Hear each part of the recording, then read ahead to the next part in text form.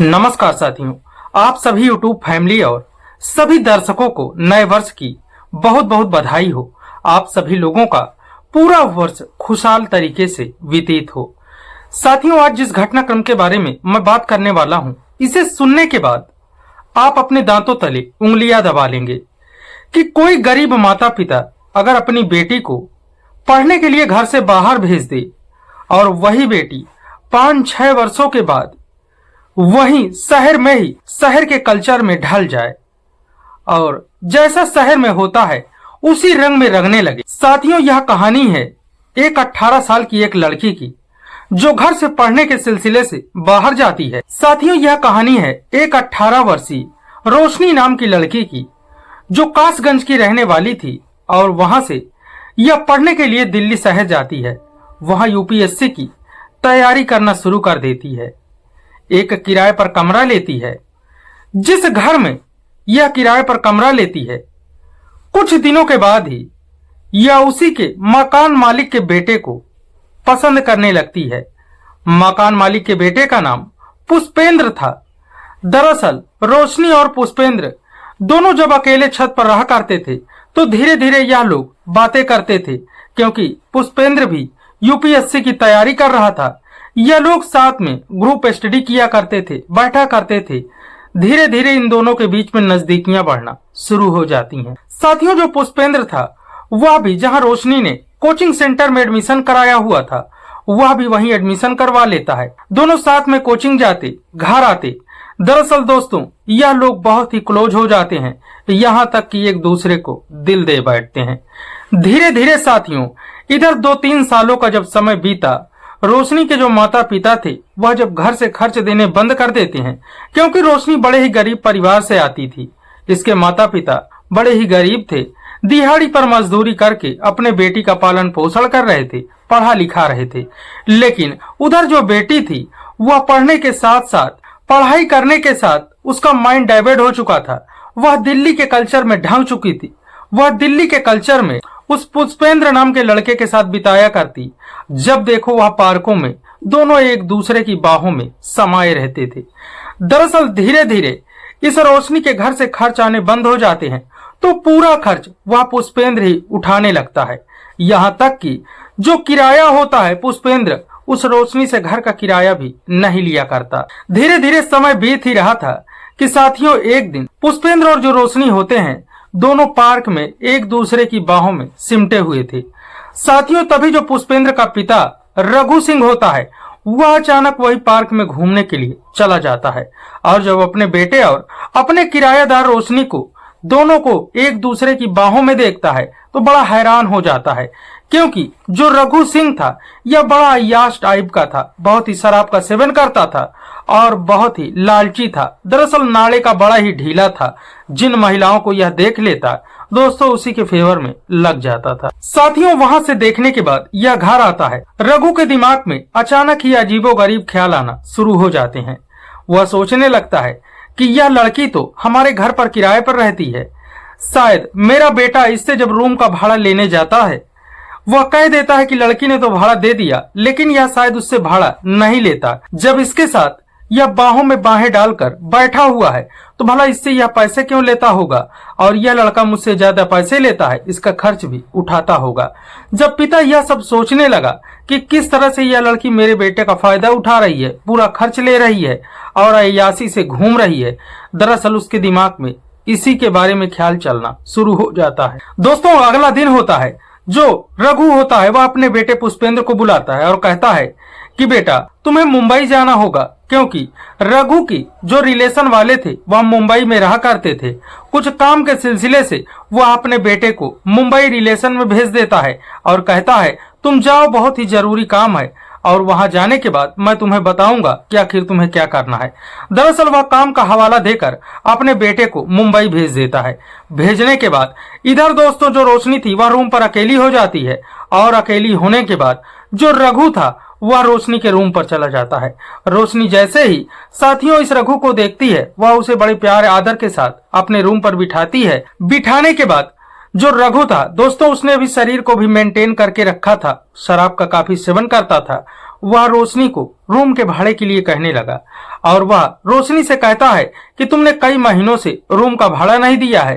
तभी रोशनी कहती है कि मैंने पुष्पेंद्र को भाड़ा दे दिया था। तभी रघु कहता है कि मुझे बेवकूफ मत बनाओ, मैं जानता हूँ कि तुमने मेरे बेटे को किस तरह से फंसा कर रखा हुआ है और तुमने कई महीनों से भाड़ा नहीं दिया।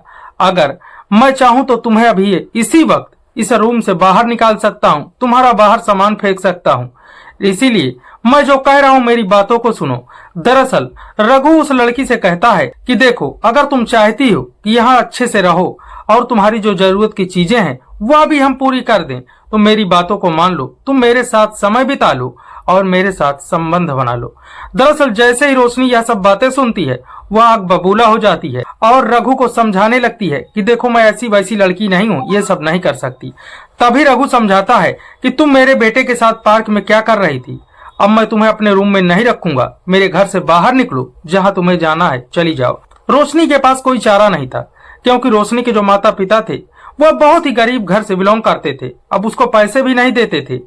रोशनी साथियों इसी पुष्पेंद्र के भरोसे यहाँ रहा करती थी और वही इसका खर्च उठाता, वही रूम का भाड़ा भी दे दिया करता, सब कुछ वही करता था। बस रोशनी इसीलिए अपना सब कुछ उस पुष्पेंद्र को वार चुकी थी क्योंकि दिलो जान से पुष्पेंद्र से मोहब्बत भी करती थी। दरअसल अब जो रोशनी थी पुष्पेंद्र के पिता से बता देती है कि मैं पुष्पेंद्र से प्यार करती हूँ, पुष्पेंद्र भी मुझसे प्यार करता है और हम दोनों शादी करने वाले हैं। दरअसल जैसे ही पुष्पेंद्र का पिता रघु यह सब बातें सुनता है वह उसे कह देता है कि देखो, मैं कुछ नहीं जानता, अगर तुम मेरे साथ समय बिताना चाहो तो इसके बारे में मैं आगे कुछ सोच सकता हूँ और तुम्हारी मदद भी कर सकता हूँ, नहीं तो अगर तुम मेरी बात नहीं मानोगी तो मैं आज ही तुम्हें घर से बाहर निकाल दूंगा। दरअसल साथियों वह तो घर से बाहर चला गया था। अब इधर रोशनी उसके मोबाइल में बार बार फोन लगा रही थी लेकिन फोन भी नहीं लग रहा था। अब उसके पास कोई चारा नहीं था। अब इधर पुष्पेंद्र का पिता इसको घर से निकालने वाला था, इसीलिए अब रोशनी करे तो क्या करे, या तो घर के बाहर जाए या तो उसके पिता की बात माने। दरअसल दोस्तों वह लाचार विवश होकर उसके पिता की बात मान लेती है और फिर दरवाजा बंद होता है। अब दोस्तों जो रघु था वह इस रोशनी के साथ दोस्तों नाजायज संबंध बनाना शुरू कर देता है। साथियों जो रघु था वह भी 40 साल 45 साल का जवान युवक था। वह दोस्तों जब तक संतुष्ट नहीं होता तब तक रोशनी के साथ जबरदस्त तरीके से संबंध बनाता है और जब तृप्त हो जाता है तो उसे छोड़ देता है। छोड़ने के बाद रोशनी को कुछ पैसे दे देता है और कहता है कि इसके बारे में मेरे बेटे से तुम कुछ मत बताना और अगर तुम चाहो तो मेरे बेटे से शादी कर सकती हो, लेकिन तुम्हें मेरी भी जरूरतें पूरी करनी होगी क्योंकि आज से मैं तुम्हारा दीवाना हो गया हूँ। साथियों अब जो रोशनी थी वह दोस्तों एक जगह बैठकर रो रही थी, लेकिन इधर रघु उसे संभालता है, पैसे देता है, समझा देता है कि इसके बारे में मैं तो अपने बेटे से बात नहीं करूंगा, ना ही उसे बताऊंगा, तुम चाहो तो मेरे बेटे से शादी कर लो, मेरे घर में रहो, मेरी भी जरूरतें पूरी करो मेरे बेटे की। साथियों इतना कहकर वहां से चला जाता है। अब जो रघु होता है जितने दिन उसका बेटा घर नहीं आता उतने दिन शाम को ही इसके रूम पर चला आता। दोनों पति पत्नी के भांति एक दूसरे से संबंध बनाते। अब रोशनी भी समझ चुकी थी कि अब जो मिल रहा है उसे लेते जाओ, अब नहीं तो अगर मैं मना करूंगी तो यह मुझे घर से निकाल देगा, इसके बेटे से भी मैं मिल नहीं पाऊंगी। इसीलिए साथियों रोशनी भी उस अपने रूम मालिक का सपोर्ट करती है, सहयोग करती है और अपनी इच्छा के साथ उसके साथ संबंध बनाने लगती है। कुछ दिनों के बाद ही पुष्पेंद्र भी आ जाता है। अब पुष्पेंद्र आते ही रोशनी से मिलता है। यह दोनों दोस्तों पार्क में जाकर एक दूसरे के साथ बाहों में बाहें डालकर बैठते हैं, बात करते हैं। अब इधर जो रोशनी थी वह शादी करने के लिए पुष्पेंद्र से दबाव बनाना शुरू कर देती है। अब दोस्तों पुष्पेंद्र कहता है कि मैं पिताजी से बात करके बताऊंगा। तभी रोशनी कहती है कि तुम्हारे पिताजी मान जाएंगे, तुम एक बार बात करके तो देखो। साथियों पुष्पेंद्र वहां से फिर अपने घर जाता है, अपने पिता से कहता है कि मैं इस लड़की से शादी करना चाहता हूँ, यह लड़की अब दोबारा घर नहीं जाएगी, यहीं रहेगी क्योंकि इसने अपने माता पिता को छोड़ दिया है, कई सालों से यह गांव ही नहीं गई। साथियों उसका पिता भी मान जाता है क्योंकि पहले से ही वह रोशनी को अपने फेवर में ले चुका था, उसके साथ वह बड़ा ही खुश था। अब दोस्तों जो पुष्पेंद्र का पिता रघु था रोशनी को और अपने बेटे पुष्पेंद्र को लेकर जाता है एक मंदिर में, इनकी शादी करवा देता है। शादी करवाने के बाद दोस्तों यह दोनों घर में ही रहने लगते हैं। अब जो रोशनी थी वह घर में ही रहने लगती है। अब जो पुष्पेंद्र था वह हमेशा ही इस रोशनी के कमरे में दोनों रहा करते थे।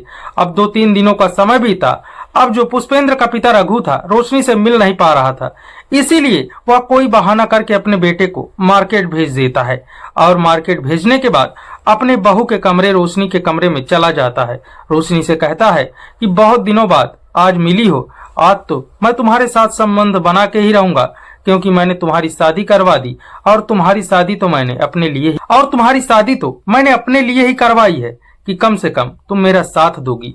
साथियों, अब जो रोशनी थी वह अपने ससुर को अपनी बाहों में भर लेती है और कहती है कि जैसा आप कहें ससुर जी। अब साथियों, रोशनी और उसका ससुर जो रघु था, यह दोनों नग्न अवस्था में दोनों संबंध बना ही रहे थे।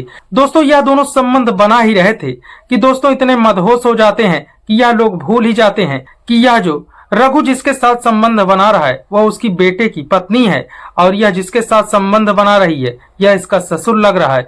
ये दोनों जोश में इतने होश खो देते हैं, मदहोश हो जाते हैं कि यह दोनों दोस्तों काफी देर तक उसी कमरे में आराम कर रहे थे, रोमांस कर रहे थे। साथियों, कुछ देर के बाद जो पुष्पेंद्र था जब घर आ जाता है, घर के अंदर जाता है, देखता है कि घर के बाहर कोई दिखाई नहीं दे रहा और इन्होंने दरवाजा भी नहीं लॉक किया हुआ था। साथियों, जैसे ही पुष्पेंद्र अपने पत्नी के कमरे में जाता है, अपने पिता और पत्नी को नग्न अवस्था में देखकर दोस्तों उसके पैरों तले से जमीन खिसक जाती। अब जैसे ही अपने पिता और अपनी पत्नी को ऐसी अवस्था में देखता है वह बेहद हैरान हो जाता है। साथियों, वही चीखने चिल्लाने लगता है। इनकी आवाज सुनकर दोनों अलग हो जाते हैं, कपड़े पहनने लगते हैं। कपड़े पहनने के बाद पिता अपने बेटे को बार बार समझाता है कि पिता अपने बेटे के पैर पकड़ लेता है और कहता है कि बेटा मुझसे गलती हो गई, माफ कर दो, दोबारा ऐसा नहीं होगा।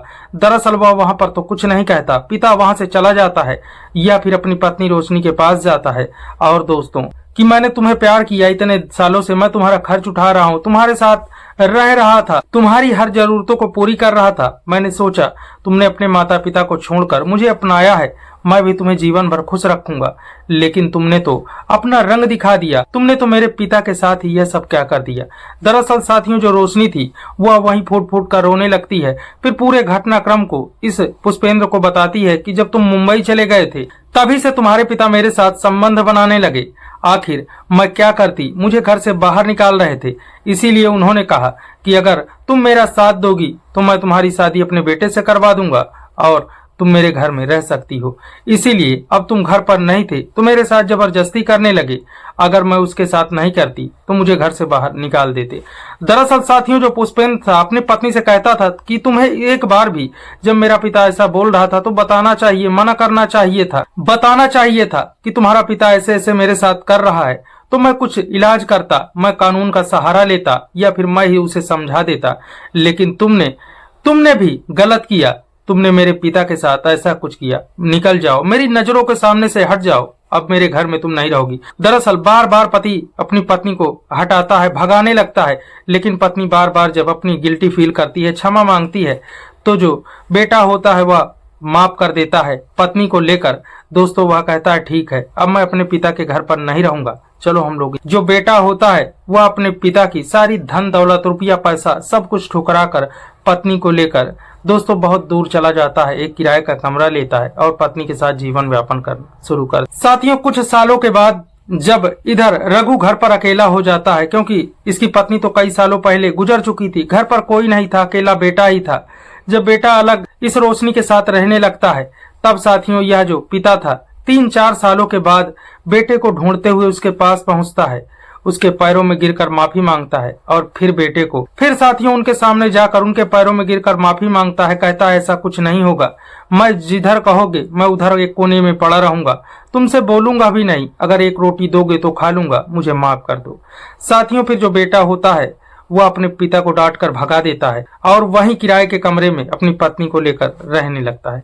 साथियों, यह कहानी उसी लड़के द्वारा जब बताई गई, लोगों को पता चली, तो मुझे लगा कि इसके बारे में शेयर करना चाहिए, बताना चाहिए कि दोस्तों बहुत से ऐसे लोग हैं, बहुत सी ऐसी लड़कियां हैं जो दोस्तों एक गरीब घर से आती हैं और माता पिता किसी तरह से जीवन व्यापन तो करते ही हैं, लेकिन मजदूरी पैसे इकट्ठा करके बेटी बेटे को अच्छी शिक्षा देते हैं कि अच्छे मुकाम पर पहुंच जाएं अच्छी शिक्षा ग्रहण करे, हमारा नाम रोशन करे।